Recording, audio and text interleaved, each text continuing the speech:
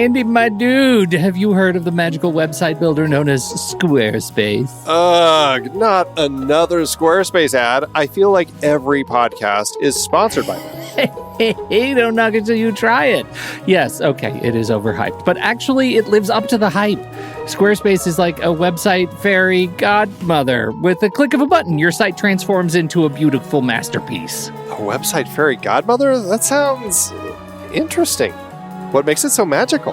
Well, for starters, those slick templates make anyone look like a professional web designer. Pick one, customize the colors and fonts to match your brand, and voila.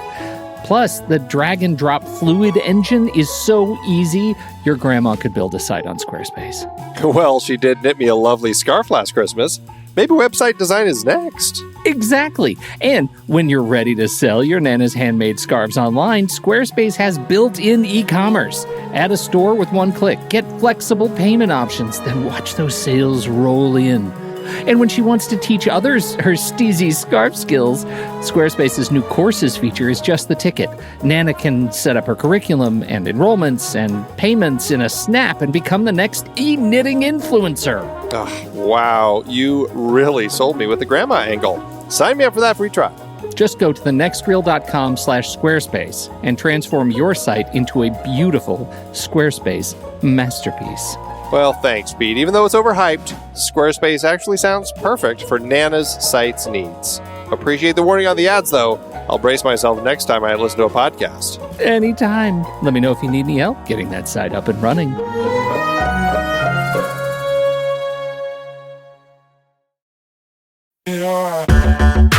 Andy, can you believe we've almost hit 700 episodes of The Next Reel? I know, it's crazy. And with all the other episodes in our family of podcasts, we are well over 1,200 episodes of movie conversation. It's really pretty amazing that we've gotten to have these in-depth movie chats every week for over a decade now. And we couldn't have done it without our loyal community of film fans. Their support over the years has meant so much. For sure. That reminds me, we should give the merch store a shout out. Buying shirts from thenextreel.com/merch is a great way listeners can continue to support the show. Plus, they get to sport our great designs. Absolutely. I think sometimes folks forget we have a variety of shirts, mugs, phone cases, and more available. In fact, a great place to start is with a shirt sporting the Next Reel's logo. We also have that classic Fast Times Spicoli Surf School tee, or the weirdly popular Rusty's European Tour shirt. The one from National Lampoon's European Vacation. Why is that so popular? Search me, but we have sold a ridiculous number of those. I guess there are a lot of Rustys taking trips to Europe? We're always adding new designs based on movies we've covered, like our brand new design for a streetcar named Desire, featuring a streetcar named Desire. So if you want to rep your love of TNR and films, head to thenextreel.com/merch. Every purchase helps us continue to have these weekly in-depth conversations. So visit thenextreel.com/merch today. And as always, thanks for listening and being a part of the Next Reel community. We've got lots more great movie chats coming your way. I'm Pete Wright. And I'm Andy Nelson. Welcome to The Next Reel. When the movie ends, our conversation begins. In just a matter of seconds, you're going to hear a classic episode of this show from back in the day when we called ourselves Movies We Like. It took us a while to settle into the show's format, so you'll notice some differences as you listen to these episodes. For instance, it takes us a bit of time to actually get into the conversation about the movie. Things like that. But we're still proud of the conversations about the movies themselves, and we think they're worth keeping in the library. So enjoy these episodes from our back catalog. And you can become part of our Discord community, learn more about the show, and find out how you can become a supporting member at thenextreel.com. So thank you, everybody, for downloading and listening to The Next Reel. We appreciate your time and attention, and we hope you enjoy the show.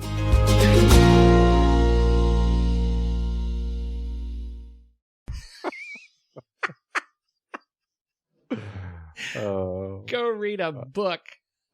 Nice. Curmudgeon Andy says. You father with that with that mouth. I missed you being really surly. I pushed the button too late. Now you're watching something. Are you bored? Yeah, I was a little bored. Merry Christmas, Andrew. Feliz Navidad. Happy Hanukkah. Fröhliche Weihnachten. Yeah, I don't get that one. You What's don't- that one? What's you don't that get one? that channel? No. How about Joyeux Noël? Oh yeah, I got that one. Yeah. I got that one. Lekaliki Yeah, no, I got that one too. That's good. This is like a quiz. Go ahead. I think I've run out. That's about as far as I can go on this game.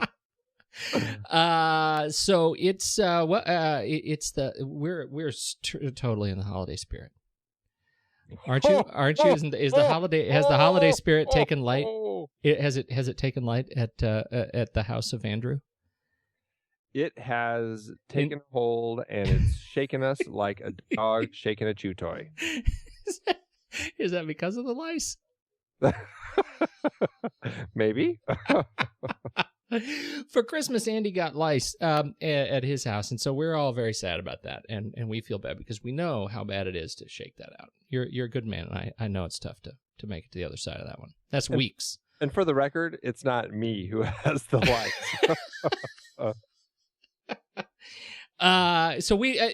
So this is just very briefly. We've already failed at that. We have an announcement to make. What you are about to hear, the show you are about to hear, is fantastic. It's a conversation on a terrific film. Christmas in July is our holiday film. We're very, very excited to bring you this show. We love this movie. Very excited to talk at length about it. But we have some news. We have an announcement. It's a big announcement. Well, I guess that depends on how well we sell it. That's true. So the show, the show has been stuck in sort of escrow for over a year, and it's been called Movies We Like, but it's been housed in many different places. And finally, after much heartache, I think it'd be fair to say that we call it heartache, and much. What are some other words that come to mind for you? Melancholia. Melancholia. There was a lot of that.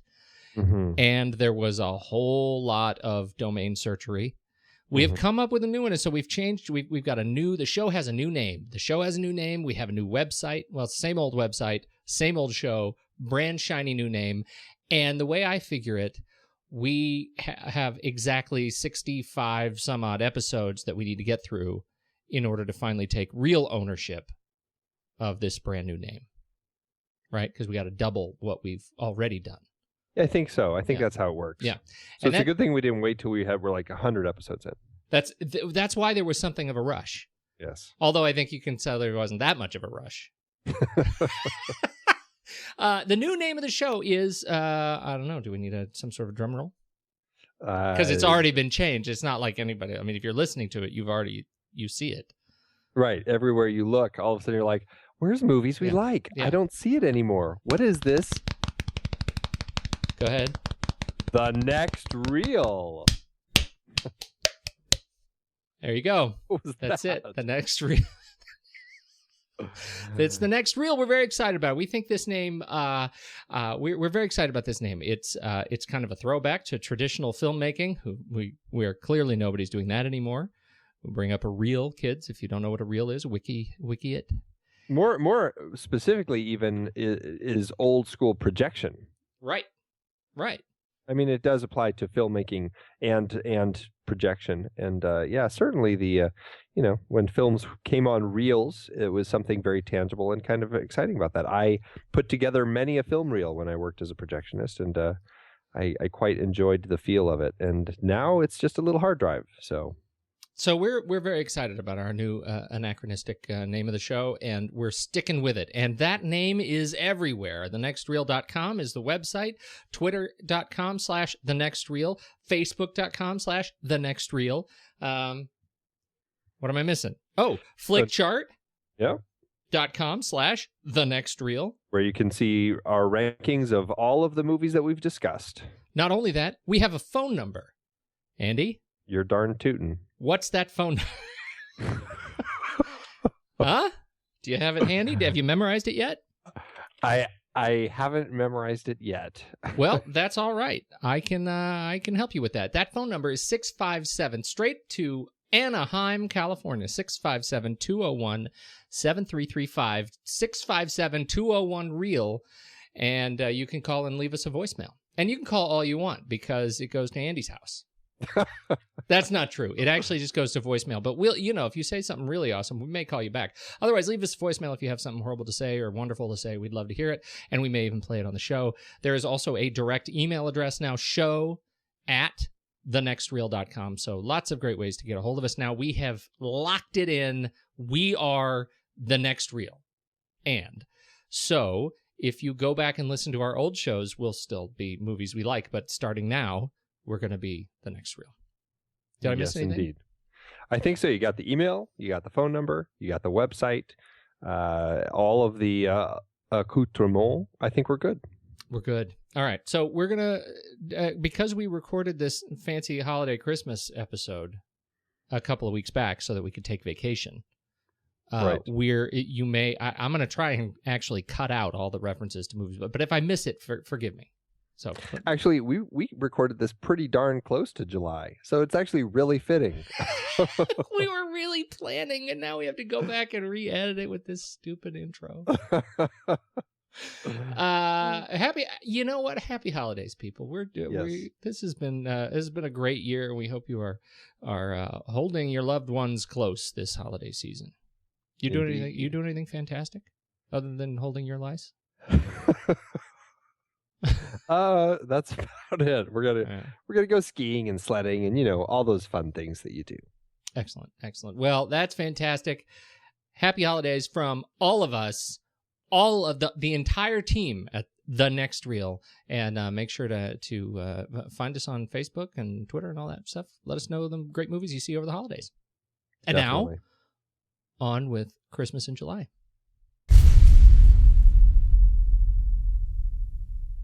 We've been doing this. This is our second annual holiday event. The second. Comes around fast, doesn't it? Annual. It surely does.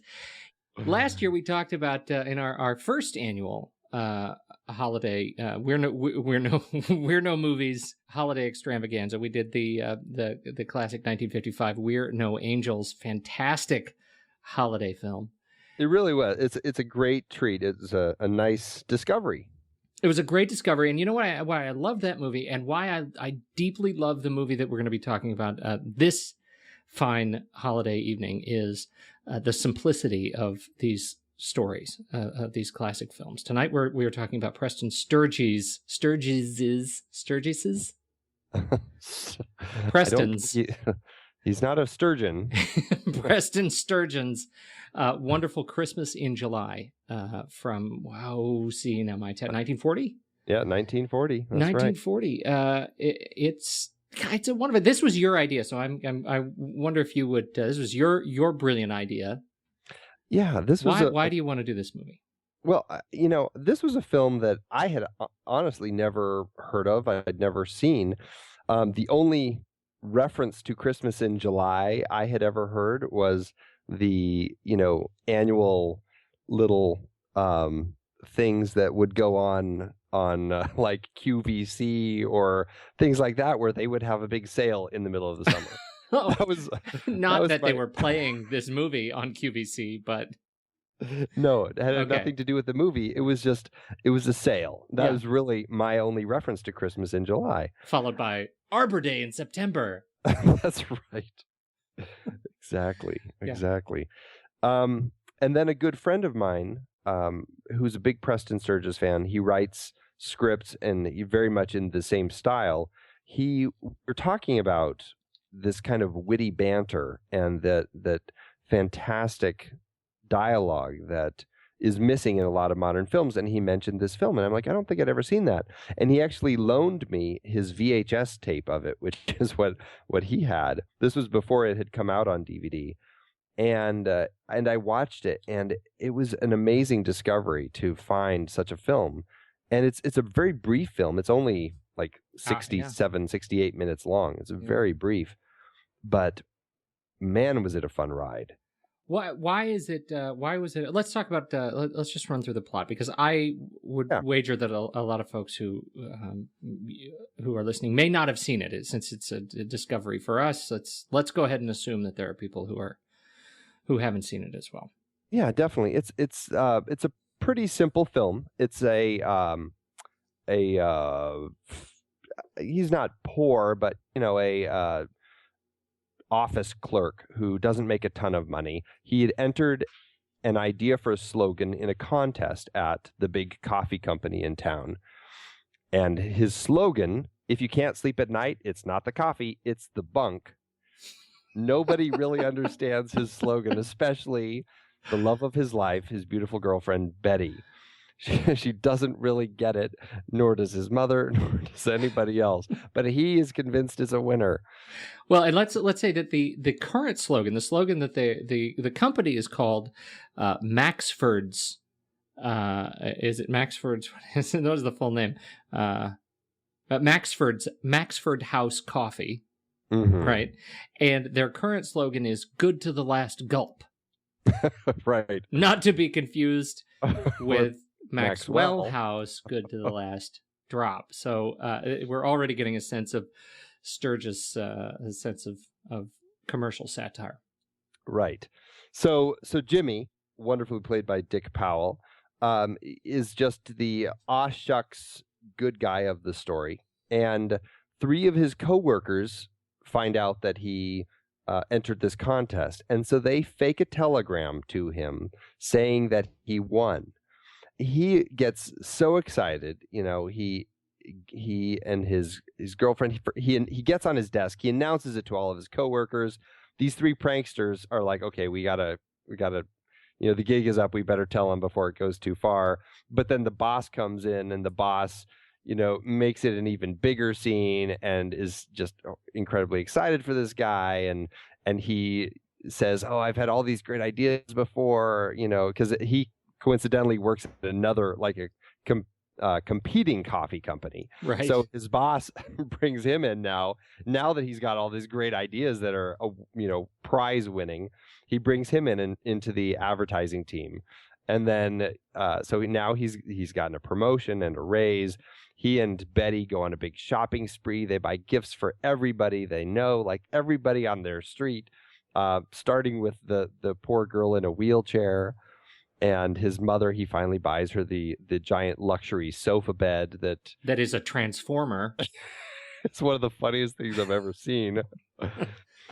And then, of course, when he goes and picks up the check, and it's very funny that he picks this check up, and Maxford, the owner of the company, brilliantly played by the Monopoly guy, Raymond Walburn, he's so fantastic in the part. One of the funniest things. I laughed more at him than anyone else in the film. Absolutely. But and it's very funny how the naivete of the times and how he willingly gives this check over for $25,000. $25,000 check. A guy walks in with a telegram. says that says, "Come by, give us a call, and pick up your check." And he says, "Well, okay, I guess I should do that." Which it's played off well, because he's having this major battle with the jury that's trying to decide the actual winning slogan, and that ends up being important. It is a deadlocked jury, and they don't tell you. The split is 11 of these. The jury members are they are convinced, they're solid on what their choice is, and there's one guy who is a holdout, and you never find out why he is holding out. And what the slogan is that he is, he's really excited about. You don't find out until the very last line of the film. Yeah, and it's really fantastic little bit there. Right. So Jimmy goes on this, buying spree with Betty. They're going to get married now, because they wanted to get married, but they were too poor before, which is, that's something else we'll talk about, is the times. But meanwhile, when Dr. Maxford finds out that this guy didn't really win the check, or didn't win the prize, because the jury is still deadlocked, he goes about putting the kibosh on the whole thing and getting everything back. And hilarity ensues, and confusion, and all sorts of wonderful bits. And it's just such a fun movie, watching these innocent people just who are struggling, and they're poor. I mean, they're so poor they can't even get married, essentially.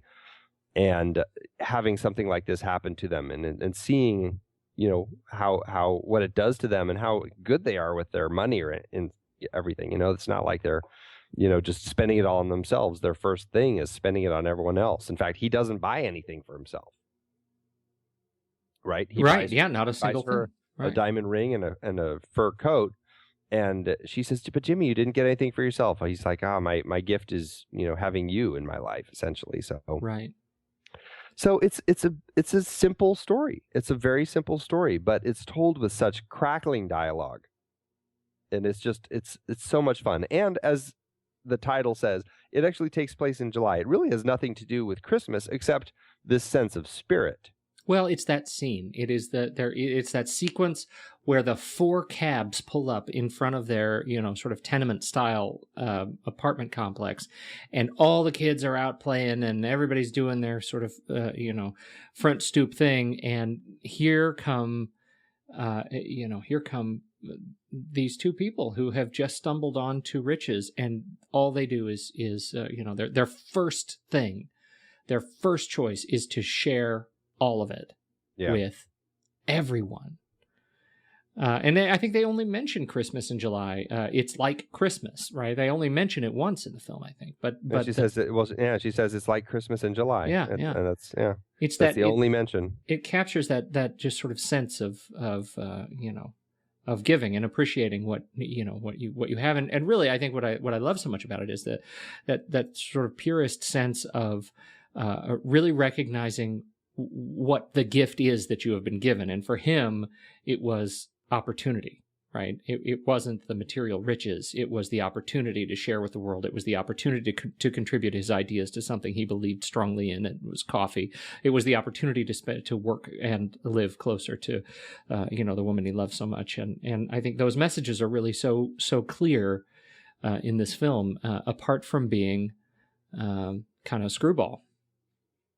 Yeah, it definitely has that antic style to it. It's a very, coming with that kind of fast-paced, crackling dialogue is kind of that screwball comedy sense that definitely creeps into, I think, many of Preston Sturges' films. Well, and this was one of his earlier films that. And did we actually finish the whole thing? Did you want to finish talking about the plot? No, I mean, I said, it's such you don't a want to give short away story. I don't want to, spoil all. You don't want to spoil it because you think a lot of people are going to rush out and. They better. Well, fair enough. I think this is Preston Sturges is one of those interesting characters. I mean, who do you think, if you were asked by the man on the street, who do you think would be kind of a modern corollary to Preston Sturges? It's tricky. I don't know if there is one, but I would say the closest out there is probably the Coen brothers when they make films like Oh Brother, Where Art Thou, which actually is a direct the title of that film is actually tied directly to Preston Sturges' film Sullivan's Travels. Mm-hmm.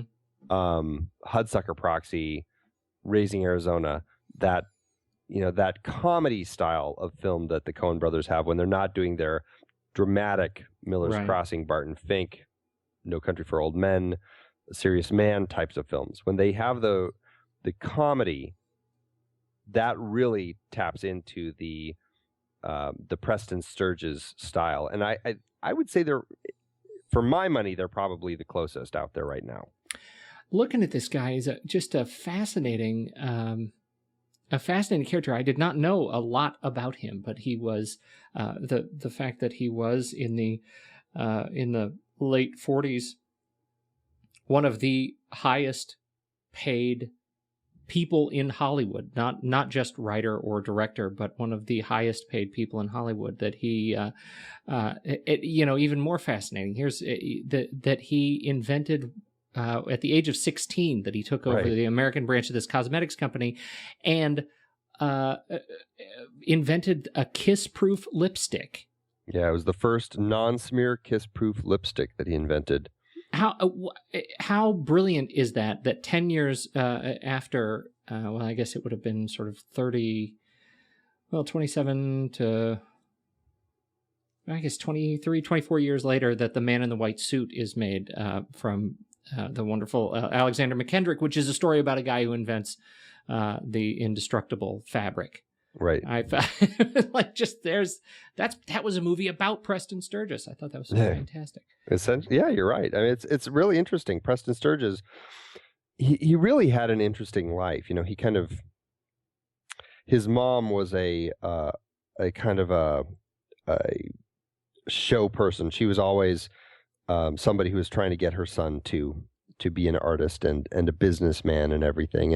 And he kind of became one of these people who really liked to do things like this invention, this lipstick that he made. But after that, other inventions that he had, nothing was working. So he considered himself a failure, and he switched careers. He completely changed careers and decided to become a playwright. And he started writing plays.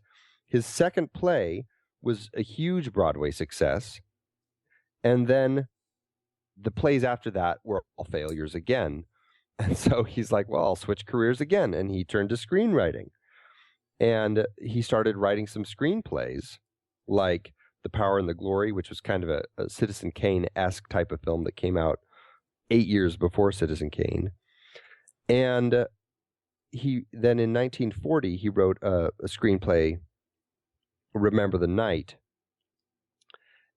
And from the success of that, he was able to take his next script, The Great McGinty, and he told the studio, and I believe it was Paramount that he worked for, he said, you can have this script. I'll give it to you for $1 if you let me direct it. Because he started seeing that directing was really a great way to move forward to telling his stories. And they agreed. They actually bumped the price up to $10, but they did let him direct it. And The Great McGinty, he won an Oscar for that, for writing that script. Which I think was the very first time that that the award had even been handed out. The Oscar for Best Original Screenplay. I don't know. Yeah, that's a truth. That's a truth.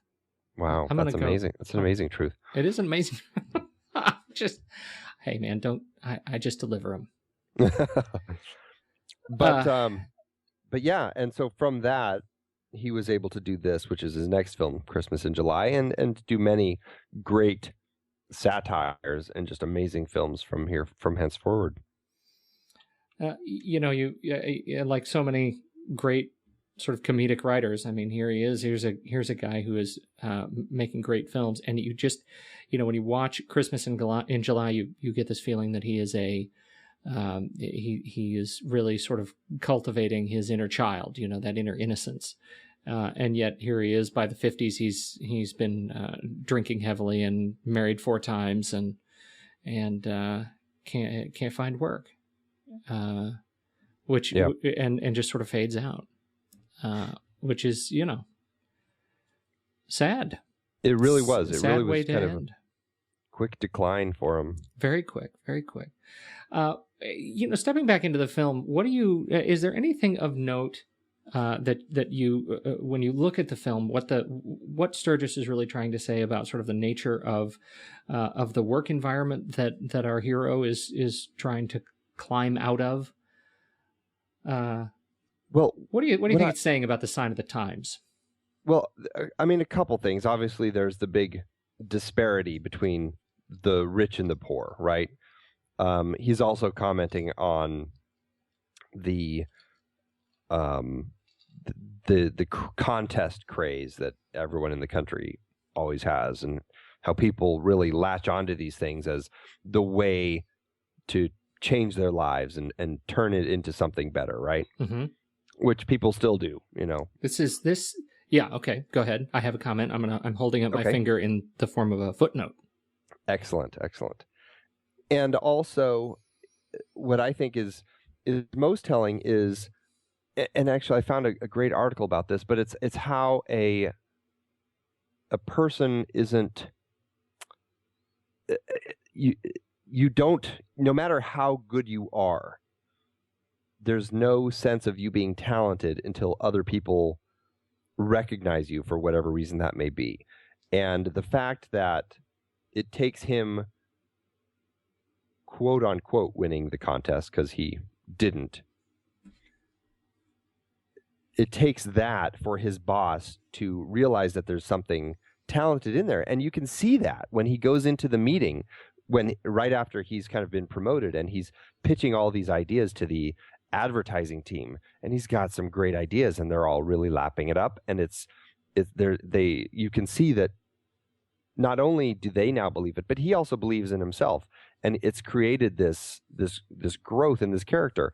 And it's interesting how it takes it's that idea of somebody seeing something in you for you to believe it, and for everybody else to kind of tap into that too.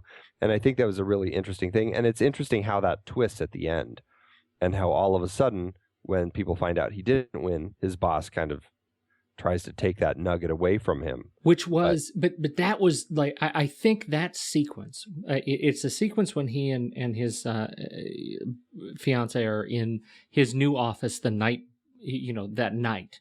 Mm-hmm. And J.B. Baxter is walking by, the big boss is walking by, and he comes in and he says, "Oh, this is so fantastic, eh? You've got your fancy new office." And mm-hmm. he says, "Yeah, it's really great. You know that idea we were sharing earlier? That was a good idea earlier today, right?" "Well, yes, it was. And so it would be a good idea still tonight, right?" "Well, I suppose it would. What are you getting at?" He says, "Well, would it be any less of an important or of a good idea if I hadn't won the contest?" Mm-hmm. And this is where you think to yourself, okay, the boss is going to come through, and because you already get the sense that this is a feel-good movie, the boss is going to come through and he's going to say, "Well, sure, sure." But he doesn't. Right. That line in this simple movie really took me off guard. He said, "Yeah, it's totally your idea is suspect." Right. "If you didn't win the thing." And he says, "Well, why?" He said, "Because I am full of dumb ideas. I have a long history of bad ideas. But who's to say that that bringing you into giving you this promotion isn't another in my long list of failures, were it not for the external sort of confirmation that you're a smart guy by this jury of advertising experts." Right. I thought that was really brilliant. A brilliant twist in that scene, and particularly savvy writing. And in a way, it's very painfully true. Yes. It really speaks to the realities of how something like that would play out. People would already be suspect. "Oh, well, wait a minute, you didn't win. Okay, so maybe I misjudged your quality before." Yes. So there was that piece, and I think it twisting that you're looking at that from the other side of that particular rich and poor table. We're looking at Baxter's role. He is it's hard to make the case, I think, that he is anything more than sort of a stuffed suit. After you hear this, right? Mm-hmm. That here's a guy who clearly has very likely made his way to his own corner office, in the same, probably the same way that our hero is making his way toward the corner office. It's just dumb luck and being in the right place at the right time. Especially when you compare it to what's right outside these offices, which is the army of workers in their same, gray blazers that they all put on in their in their locker room before they clock in, and they all stand behind their chairs before the work bell rings. And just like, the laborers in a mine, when the bell rings, they all sit down and they start running on their calculators. Right. And that is there is the testament to the sort of appearance of the disparity between the rich and poor here. These, I think the difference between having this movie made in 1940 versus made in, today, you can make the same movie today, and in 1940 they all actually looked kind of happy. Right. They're happy little automatons. Happy little automatons. They would not be happy. Yeah. Well, and it's interesting that Betty, her little speech at that point, it's a very interesting point about, it's so easy to turn into somebody like his boss, and I can't remember what his boss is.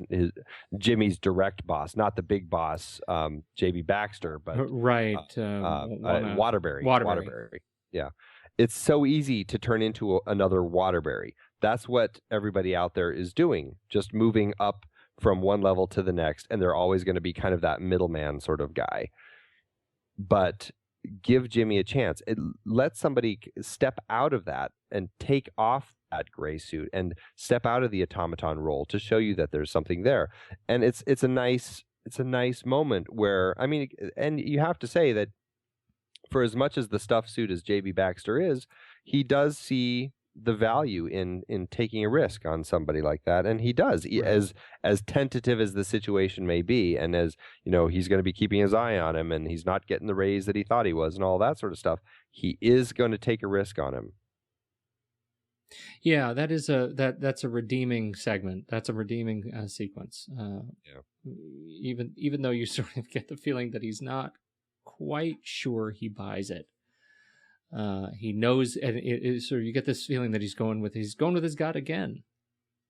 He is, and it's a really funny moment because even Jimmy seems like he doesn't 100% buy into his own strengths anymore. He's kind of so downtrodden and everything, and it's so interesting because that whole time, remember, there's that black cat walking around the set.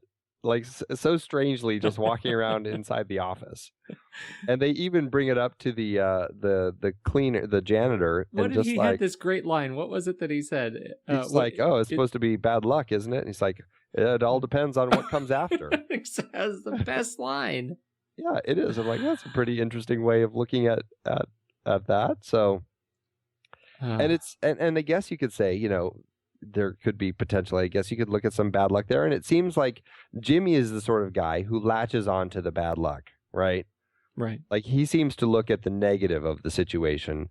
And even though his boss is giving him a chance and all that, he's still kind of, a little, well, I don't know if I buy into it anymore. And, all that, only to find out the big twist at the end, which, is only going to put him right back on top.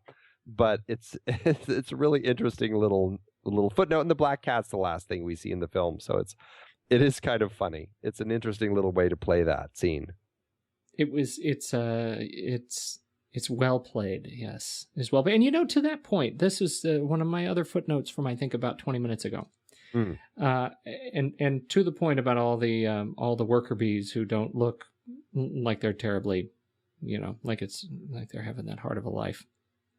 They were having kind of a tough life, and yet this movie, the way it's portrayed, it really looks like it gives definition to actors playing a role. This movie and those that are in the same sort of genre that Sturges is sort of pioneering are these wonderful, sweet sort of plays. They are frivolous. They are having such great fun and such great relief at the expense of themselves. That they are highlighting that Sturges is really pushing that point of satire by having Dr. Maxford. The introduction of Dr. Maxford when he goes in to get his check is, hey, thank you for coming, and this is here's me, and this is so-and-so, my announcer. It's one of the best introductions out there. And yet at the time, here we are at a time of the Depression is, we're 11 years hence 1929, still at roughly, I don't know, falling from 20% unemployment. Most of the country, or much of the country, a notable portion of the country is not able to work. Mm-hmm. And Preston Sturges begins to provide a distraction from that. I think it's how would you comment on the role of this film in the historical context? Well, I think it's very important, that whole role of how satire played of what was going on in the country. And I think that's another reason why the whole idea of these poor people, all of a sudden striking it rich and doing something good, and sharing the wealth and all that. It was very refreshing to see something like that in the face of this, as stuffed suit as J.B. Baxter is. I mean, Dr. Maxford is 100 times, all bluster and all about the money and and seeing the play between the greedy Maxford, who, as soon as he finds out that this guy lost, I mean, he runs down there and starts like trying to rip toys out of the kids' hands because it was his money and everything. And it really speaks to, I guess, the mentality that people had back then, and being able to use satire, I think, is as Preston Sturges obviously knew, it's an incredible strength to laugh at the absurdity, I guess, of the realities of what was going on in the world. He used it time and time again. I mean, Sullivan's Travels, which came out, I believe, the very next year, is another perfect example of that. A filmmaker who makes just light, fluffy comedies, is sick of making light and fluffy comedies, and he wants to disguise himself as a hobo to really learn the struggles that the real man goes through, so he can make a real powerful film that'll make everybody cry. And then by the time the film ends, he learns that making people laugh is as valid as being able to make people cry. And even like The Great McGinty it's a big satire on politicians and what you do with rising a nobody up to become a great politician. And all of his films, or I shouldn't say all of his films, but a great many of his films really used the satire to examine what was going on at the times, whether it's the poverty that people were still dealing with from the Great Depression, or the heroic levels that people thrust supposed heroes to coming home from the war, or motherhood, or just all of these American ideals that he would look at and make people laugh at how absurd we were really being in some cases. And it's a very smart tool, and I think it's a very tricky tool for filmmakers to use. I mean, I don't think I know of very many satires that are done recently. Can you think of any? Oh gosh, I'm thinking of. Oh man, see, I know people are going to rise. I'm thinking of there was the Clinton film with John Travolta. Oh, based on the book. Based on the book, right? Actually, I think political satire. Political satire is kind of all over the place. Yeah, because In the Loop, which came out a few years ago, I thought was a pretty good satire on the politics of war and the nature of all of that, and Wag the Dog. And yeah. Oh, that was a good one too.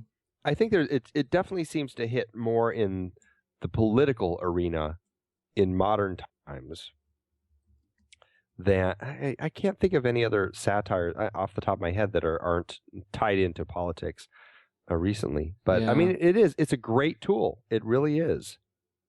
And I think Preston Sturges really knew how to use it well. Yeah, gosh, now you've got me totally. I mean, would you? Now you're dwelling. I'm perseverating on satire. So we need to start a list. I'm sure. Adaptation was a satire. We've already talked about adaptation. That was a satirical piece. Yeah, see, I've got so sucked in on satire that now I forgot my other point. But I had one, and it was really a zinger. It was a doozy.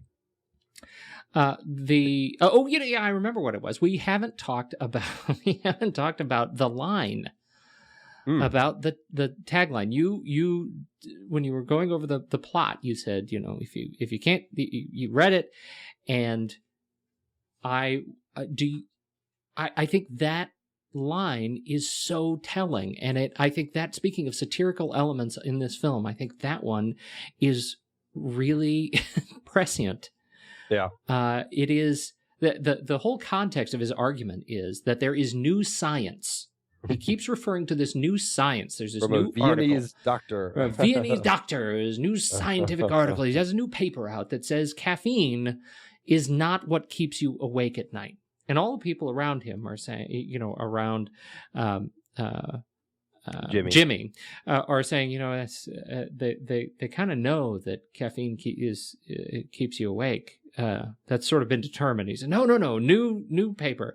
It says that the caffeine isn't keeping you, or coffee isn't keeping you awake. And so my tagline is, if you can't sleep at night, it's not the coffee, it's the bunk.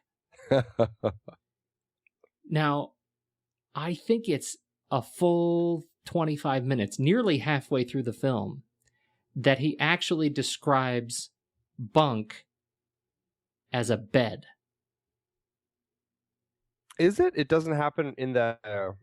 It's not on the. No, it's not on the roof. It's not on the roof. Oh, it must be.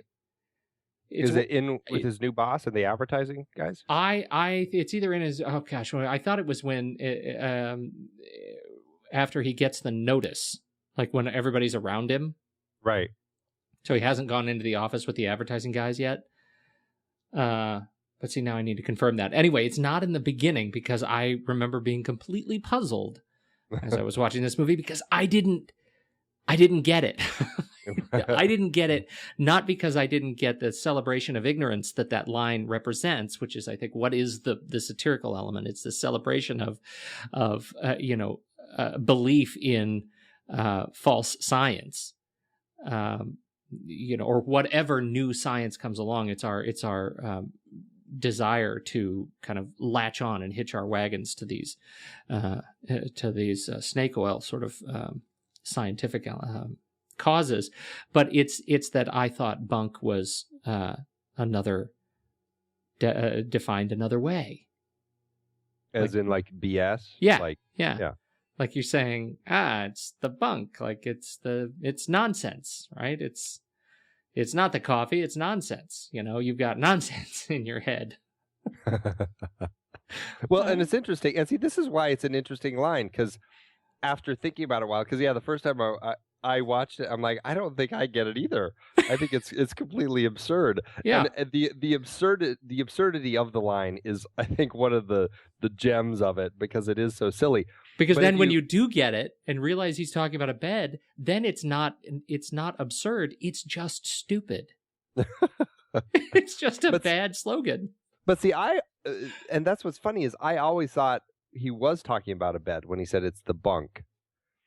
Until I thought about it later, and I was like, oh, but it it also means like BS. And then I was like, okay, so maybe that's why it came off seeming so smart, where it's like it's all just the whole idea of the Viennese doctor and all that. It's all bunk, nonsense. It's all bunk, right?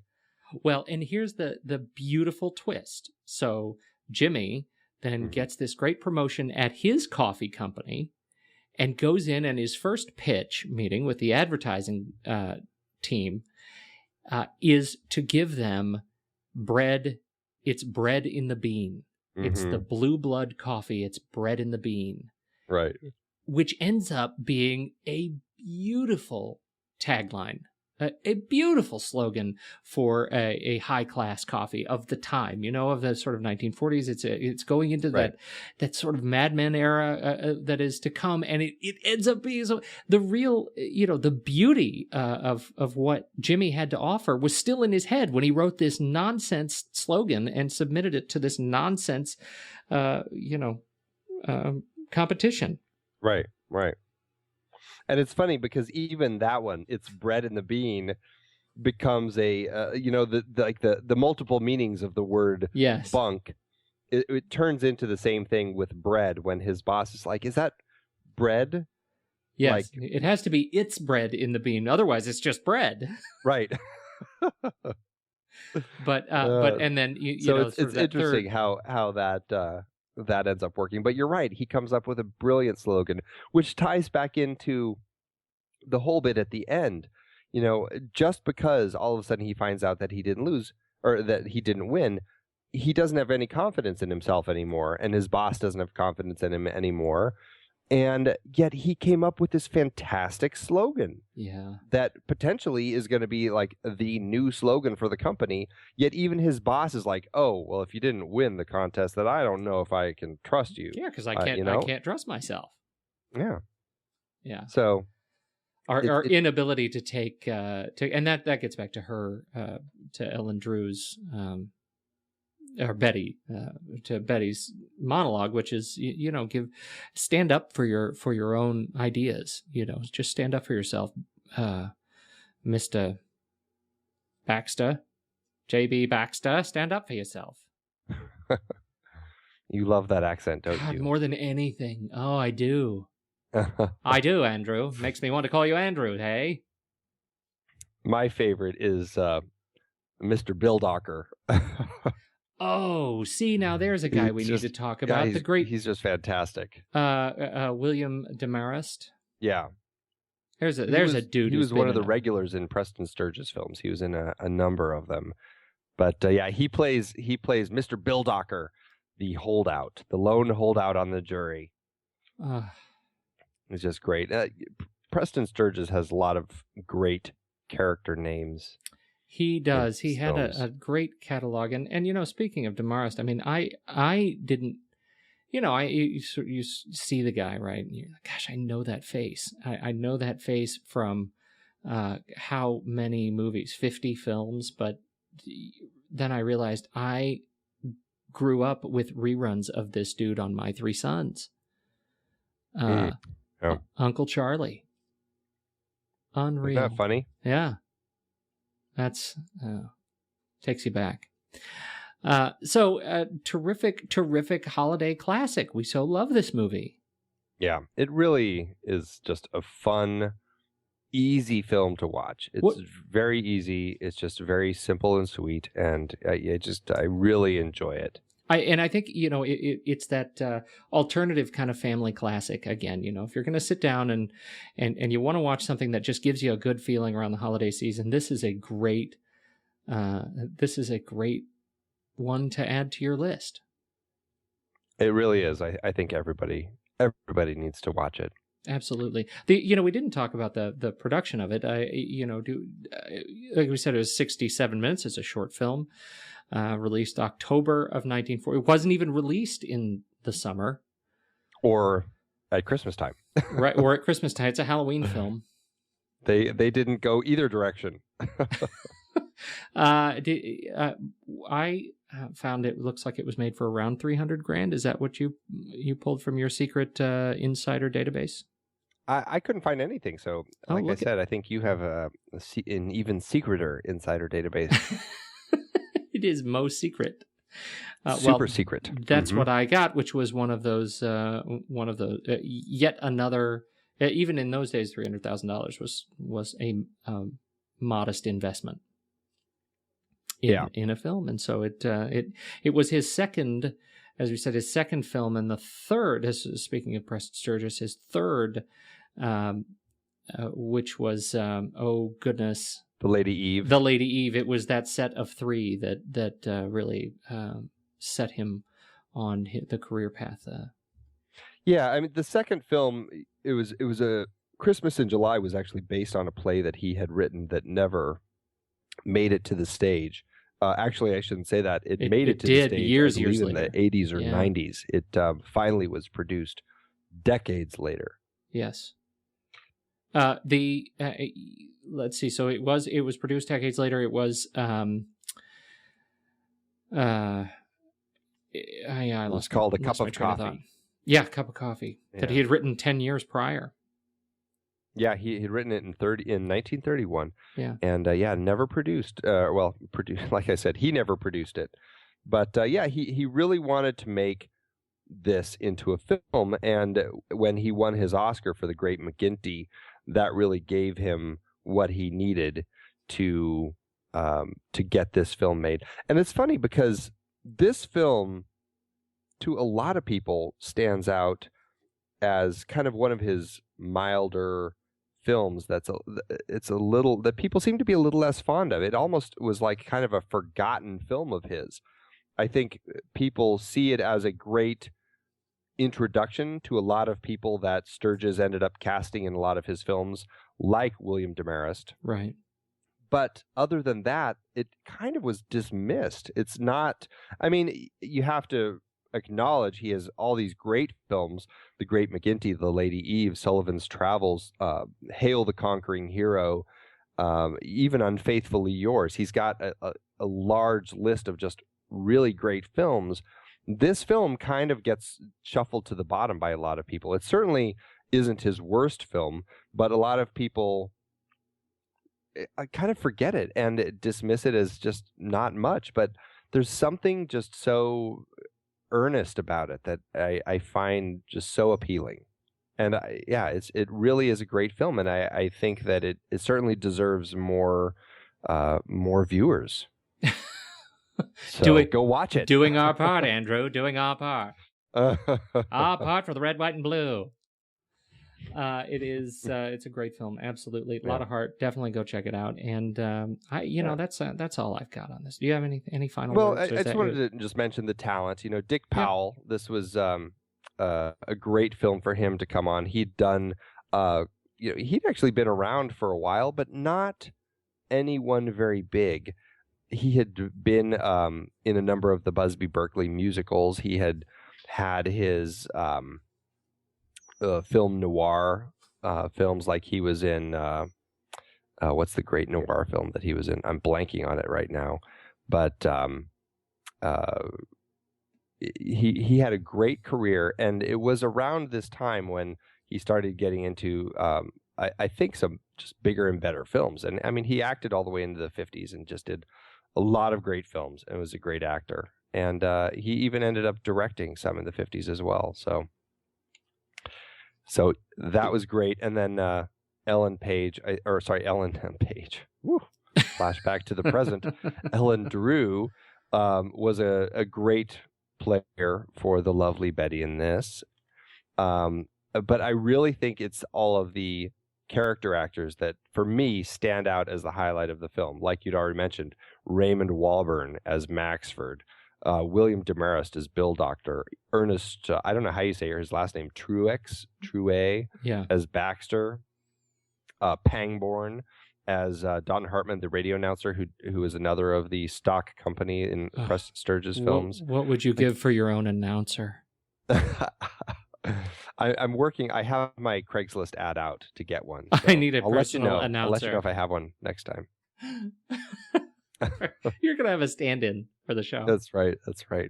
Andrew Nelson is sitting next to me, and then you'll have a little golf clap, and you'll be able to nod to the audience in your studio. It'll be great. All right. So great film, and it was shot by Victor Milner, a great cinematographer who'd been around for ages working in film, nominated for, I believe, 10 Oscars, one of which, The Furies, is just a great Western film. He won an Oscar for Cleopatra, not the big bomb in the 60s, but actually the 1934 version. So he has been around the block a bit, shooting a lot of Cecil B. DeMille's films, and really had that Cecil B. DeMille style. So a great team of people making a great film. Well, there was one other sort of, I don't know if I want to just sort of hang a flag on this point, but I think one of the things that Preston Sturges represents in this era of sort of from the 1940s and the 1950s, one of the bits of commentary that I read on him was that he ushered in a real change from this era of having the writers and having the directors.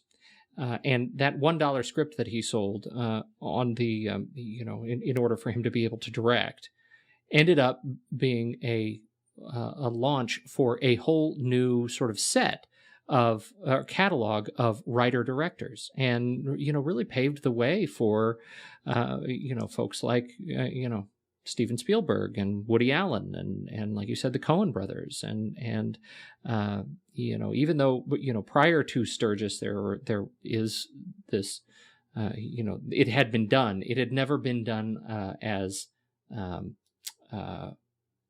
it had never been done as sustainably.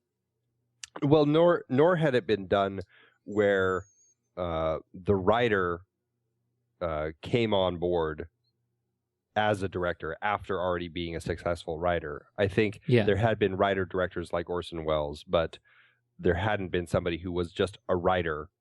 Because I don't think they saw them as directors at that point in the studios. You know, Right. You were a writer or a director. And yes, some writer-directors were out there, but rarely, in fact, like you were just saying, he was the first one to really kind of break that mold of being a writer who became a director. Right. Oddly enough, really just a year before, John Huston became a writer who turned into a writer-director with The Maltese Falcon. Right, right. Isn't that ironic? Isn't it? Don't you think? See, I handed that to you. I know. I sorry. Drop that ball. That's all right. We'll fix it in post. There you go.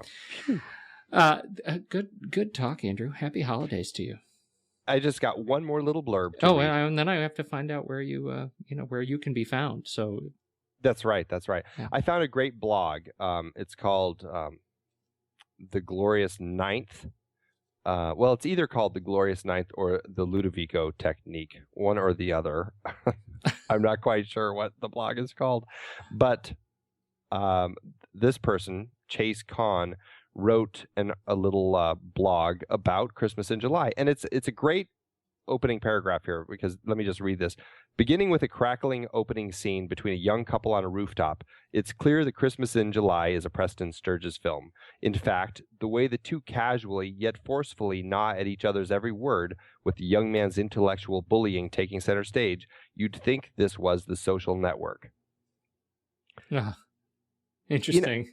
Yeah, it was actually, I saw that, and I actually forgot about it when you were talking about, who writes like Preston Sturges. Now, I don't think that, The Social Network is a fantastic script, and I don't think it really fits into this sort of satire vibe that we're talking about here, right? It's not the same sort of film. No. Yet, Aaron Sorkin, I think, is another writer who writes. He has the talent to write like Preston Sturges. He just doesn't use it quite with the satire that, at least in Social Network, that Preston Sturges does. But he does know how to write crackling dialogue. So there's another writer that I had forgotten, but definitely should be mentioned. Well, I was gonna say, as you were saying that, I was gonna say I think there's some sketch talent out there, from The Kids in the Hall to, Lorne Michaels and Saturday Night Live. I mean, decade after decade, you see these sort of standout comedians that are able to channel satire in an interesting way. And they often, they're leveraging Sturges' sort of pioneering early slapstick. And yet, let's fast forward 60, 70 years to Tina Fey, with 30 Rock, and what she does as a satirist of the commercial aesthete is really, it's some of it is just quite brilliant. And so, I think it doesn't take long to start peeling back that particular family tree. Yeah, you're right. It definitely does still exist out there. So. All right. That's really that's enough. You're right. where can people find you this holiday eve? Like, if we wanted to come over. Well, at your house. They can come over and have some hot cocoa at Soda Creek Film on Twitter or Facebook at Soda Creek Film. Definitely subscribe to the show, please. As always, really helps us out if you go to iTunes and subscribe to the show there. Leave us a nice write a review. Leave us some nice comments and a 5-star review. That's really handy. Helps other people discover the show. You can find me at Pete Wright. Thanks so much for listening, folks, and happy holidays. Happy holidays.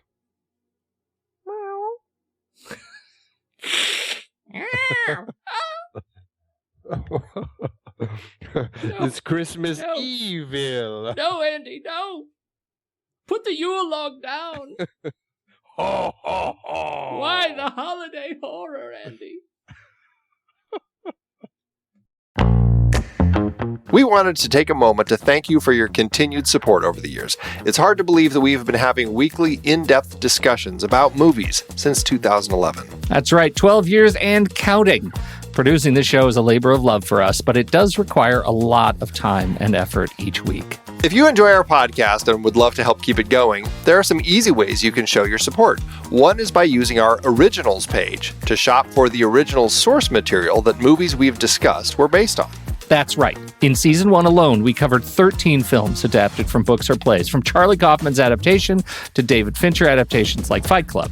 In Season 2, we covered even more, like Powell and Pressburger's The Red Shoes and The African Queen from our series about legendary cinematographer Jack Cardiff. We can't forget about the 4 Jason Bourne movies we talked about. Love those movies.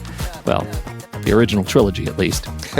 For our Richard D. Zanuck series, we did Jaws, Rush, Big Fish, and more. And for our horror series, we talked about John Carpenter's The Thing, which was adapted from Who Goes There?